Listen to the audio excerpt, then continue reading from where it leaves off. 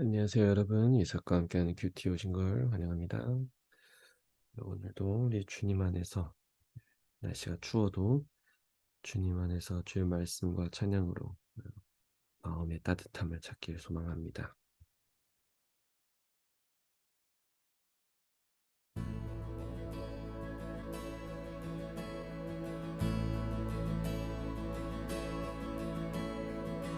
자격 없는 날만 계속 안기시니 잃어버린 날 찾으신 모든 사랑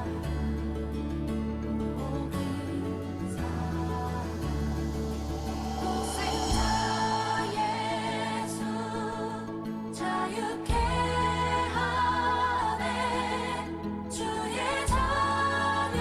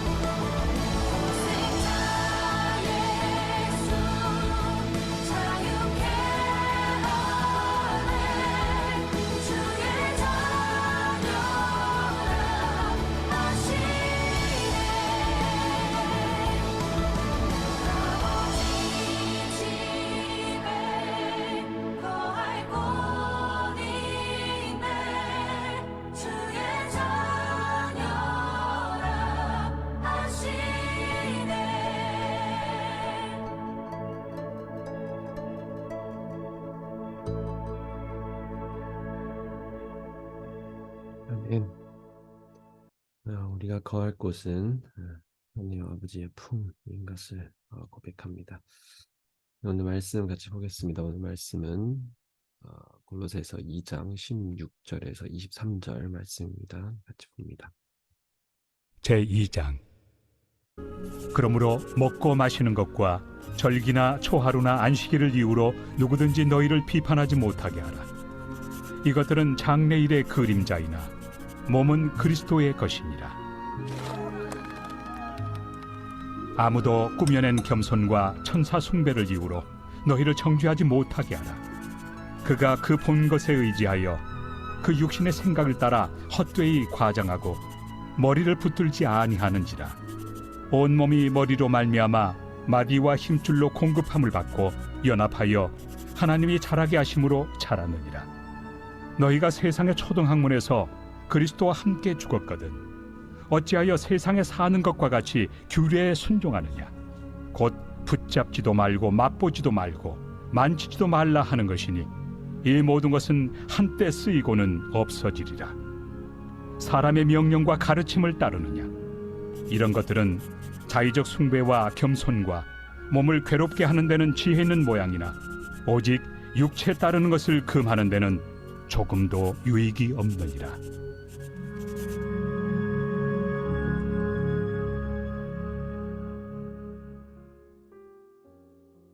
네, 오늘 말씀을 같이 묵상합니다.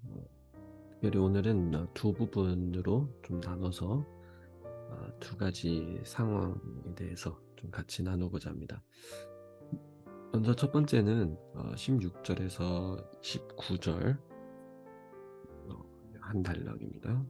16에서 19절을 이렇게 보면서 여기에서 말하는 거는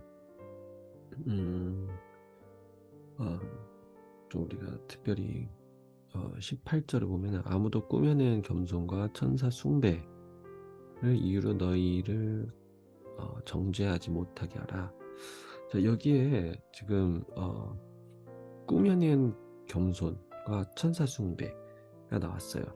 이런 천사 숭배라는 게 사실 여기에서 지금 얘기하는 거는 그런 영적 체험이라는 말을 꺼낼 수가 있어요. 영적 체험. 그러니까 우리가 신앙 안에서 신앙생활 하다 보면은 어떤 사람들은 그런 영적 체험을 하게 되고 어떤 사람들은 영적 체험이 없고 좀 그러잖아요. 그러면은 어떤 성도들은 신자들은 그런 영적 체험에 굉장히 또 민감하고 또 영적 체험이 있어야 진정한 하나님을 만났다, 그의 삶 가운데 하나님과 같이 함께한다, 이런 식으로 그런 영적 체험을 풀어내는 사람들도 꽤나 있어요. 그래서 그런 영적 체험이 뭐 천사를 만났다니, 뭐 하나님이 직접 꿈에서 나타났다니, 아니면 뭐 천국을 갔다니, 뭐 지옥을 가봤다니, 여러 가지 그런 영적 체험에 있어서 하나님이 직접 자기한테 천사를 통해서 말했다, 뭐 이런 것, 이런 거는 있을 수 있어요. 당연히 하나님 안에서 하나님과의 관계에 있어서 당연히 그런 우리가 생각지 못한, 또 생각할 수 없는 그런 영적인 체험도 분명히 삶 가운데 있을 수 있죠. 당연히 있을 수 있죠. 그런데 알아야 되는 거는 그게 다가 아니라는 거예요. 영적 체험이라는 거는 그게 다가 아니고 그게 주가 아니에요. 이걸 분명히 아셔야 돼요. 만약에 영적 체험이 주가 된다, 또 영적 체험만이 정말 하나님을 만났다라고 한다면은, 그러면은 예수님조차도 세상에 올 필요가 없죠. 영적인 체험으로만 존재하면 되는 거잖아요. 또 그리고 이 많은 성도들도 그 예수 그리스도의 말씀과 진리에 있어서 그것을 글로 쓰고 편지로 보내고 그렇게 할 이유도 없죠. 왜냐? 영적 체험만이 그게 주면은 영적 체험으로 그냥 다 하면 되는 거 아니에요? 세상 모든 사람들이 다 예수님을 꿈에서 만나고 그의 삶 가운데 천사가 임하고 그러면 되는 거 아니에요. 근데 그게 아니라는 거죠. 그러니까 분명히 여기 아셔야 되는, 이 골로새서에 나오는 이제 성도들은 이 지역에 이런 사람들이 많은 거예요. 교회 내에도 자기는 천사를 봤다. 천사 뭐 심지어 천사도 그냥 천사들도 아니에요. 뭐 천사들도 다 뭐 급이 있잖아요. 가브리엘, 아무튼 뭐 되게 여러 천사들. 이런 천사들 이름을 대면서 나는 이 사람, 이 천사 만났다, 저 천사 만났다. 그러면서 이제 영적 체험이 없는 성도들에게는 그런 정죄하는 거죠. 야, 너희들은 영적 체험이 없어? 왜 없어? 하나님을 안 믿는 거 아니야? 하나님이 널 사랑하지 않아서 그런 거 아니야? 이런 식으로 결국은 편을 갈고 하는 거죠. 하나님은 이런 걸 용납하지 않아요. 영적 체험이라는 것은 있을 수 있지만 그게 전부 다가 아니고 그게 주가 돼선 절대 안 되는 거예요. 어떤 사람에게는 영적인 체험이 필요한 상황, 또 필요한 사람도 있어요. 근데 모든 사람들이 다 영적인 체험을 통해서 다 하느님을 경험해야 되고 하느님을 믿어야 된다. 그게 아닌 거예요. 그래서 우리의 삶 속에서 이런 영적인 체험에 있어서 어떻게 보면은 저도 마찬가지로 영적인 체험이 있는 것을 저도 갈망하고 저도 원하고 하지만 저는 좀 영적인 그런 체험에 있어서는 뭐 그렇게 많진 않아요. 물론 제가 봤을 때도 참 영적인 체험이라고 할 만한 것도 분명히 있어요. 근데 그게 다가 아니라는 거예요. 그래서 영적인 체험에 있어서 늘 조심하고, 하나님은 영적인 체험 외에도 우리가 하나님을 경험할 수 있는 방법과 우리가 하나님을 경험할 수 있는 그렇죠, 방법을 하나님이 이미 너무 많이 제공해 주셨어요. 네, 그것으로도 충분히 하나님과 정말 친밀한 관계를 우리는 맺을 수 있고 한다는 거죠. 네, 말씀도 그렇고 찬양도 그렇고 기도로도 그렇고 우리의 삶 속에 하나님의 모든 천지만물의 창조도 그렇고 하나님이 인도하심과 하나님과 함께하는 이 모든 것은 다 하나님께서 이미 우리가 주님과 함께한다는 것을 증명하고 있습니다. 그걸 바라보길 소망합니다. 자, 두 번째로 20절에서 23절을 볼 건데요. 20절에서 23절은 특별히 21절에 이렇게 얘기하고 있어요. 우리가 세상 초등학문에서 그리스도와 함께 죽었거든 어찌하여 세상에 사는 것과 같이 규례에 순종하느냐. 여기에 보면은 어떤 이제 세상 규례냐 이런 거요. 붙잡지도 말고 맛보지도 말고 만지지도 말라. 자, 이런 거는 사실 율법적인 부분인 거예요. 방금 우리가 첫 번째 단락에서는 큰 주제로는 저희는 영적 체험에 있어서 얘기했고, 자, 그 다음에 20절에서 23절에서는 특별히 율법적인 부분에 있어서 얘기하고 있어요. 왜 이 당시의 사람들, 지금 현재도 사실 많이 있어요. 이런 사람, 이런 것을 믿는 사람들, 붙잡지도 말고 맛보지도 말고 만지지도 말아라. 이런 게 사실 율법에 정해져 있었거든요. 과거에 율법에서는 불결한 것, 들어온 것은 붙잡지도 말고 먹지도 말고, 그리고 만지면 안 된다 라고 얘기해요. 그럼 만지면은 그 불결함이 그 만진 사람에게도 동일하게 불결하게 된다 그러는 거죠. 그러니까 예를 들어서 좀 이제 대표적으로 과거에 그 여성이 매달마다 이제 생리가 있잖아요. 그러면 과거의 율법에서는 그 여성이 생리할 때는 그 불결한 자로 속해요. 그래서 그 여성을 만지면도 안 돼요. 여성과 같이 함께 있어도 안 되고 또 불결한 시기니까.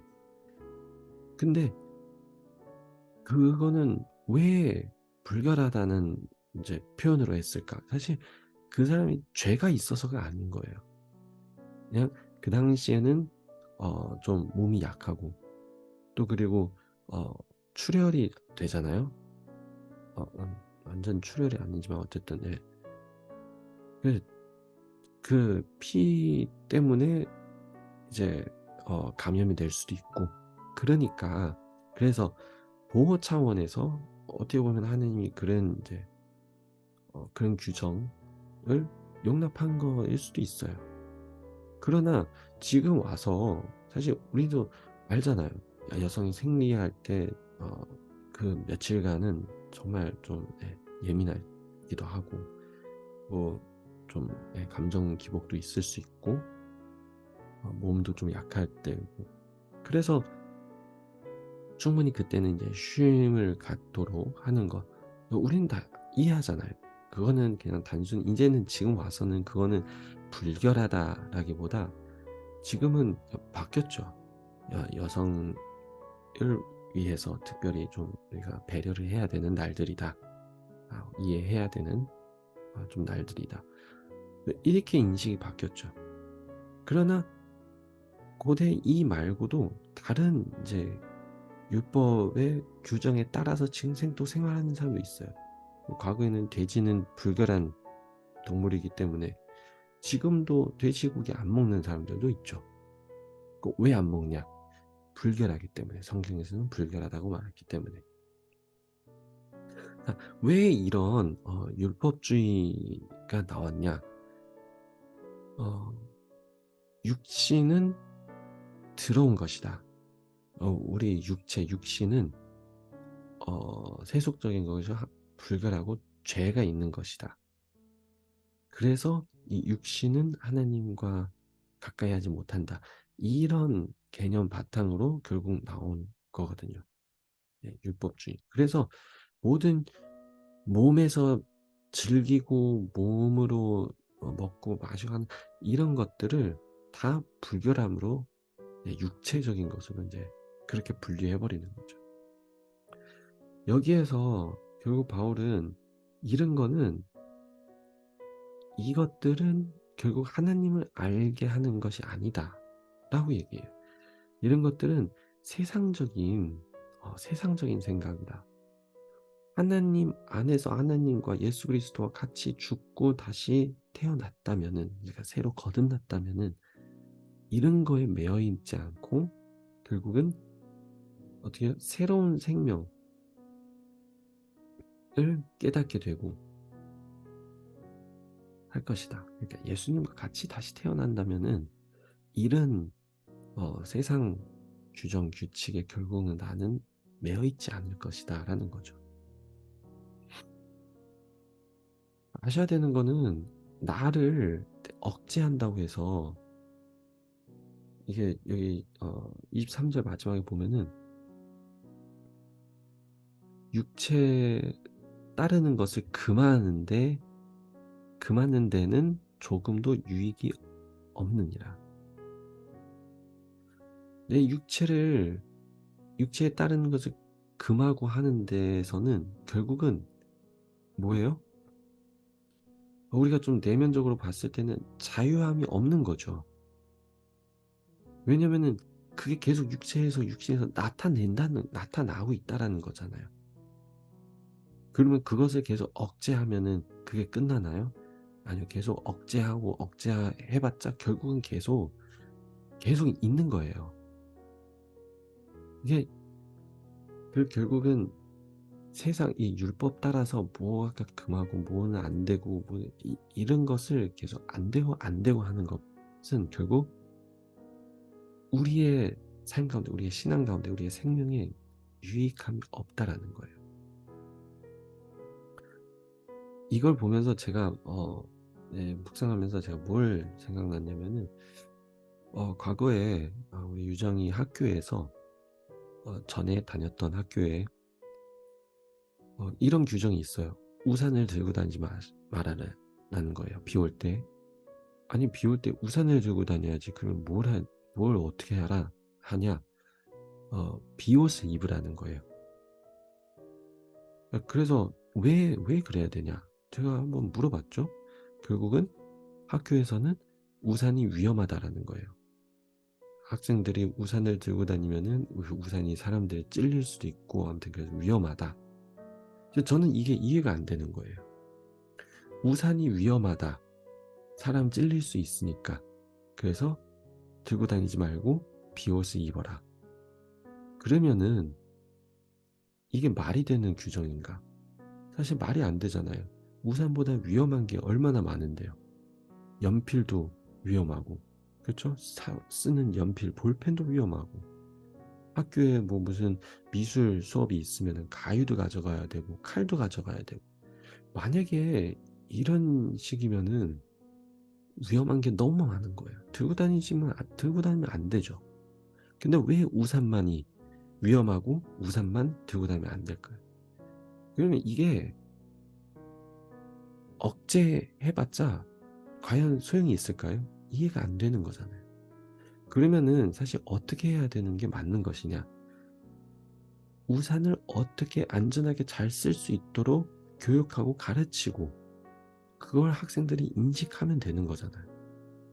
우산은 언제 어떻게 써야 되고 또 그리고 우산을 쓸 때 우리는 어떤 것을 주의해야 되고 잘 쓸 수 있는지 이것을 가르치고 이거를 교육해야 되는 거죠. 마찬가지인 거예요. 오늘 말씀 속에서도 결국은 이 율법에 따라서 나는 뭘 금하고 뭐 하면 안 되고 그것을 없애야 돼 라고 해봤자 결국 정말 우리의 생명에 우리의 삶 가운데 유익이 되고 유익이 될까요? 아니에요. 그럴 수 없어요. 예수 그리스도 안에서 내가 육체적인 부분을 어떻게 예수 그리스도 안에서 바꿔가야 되는지 예수님 안에서 그걸 어떻게 펼쳐내야 되는지 그것을 배우고 그것이 그렇게 변화돼야 되는 거죠.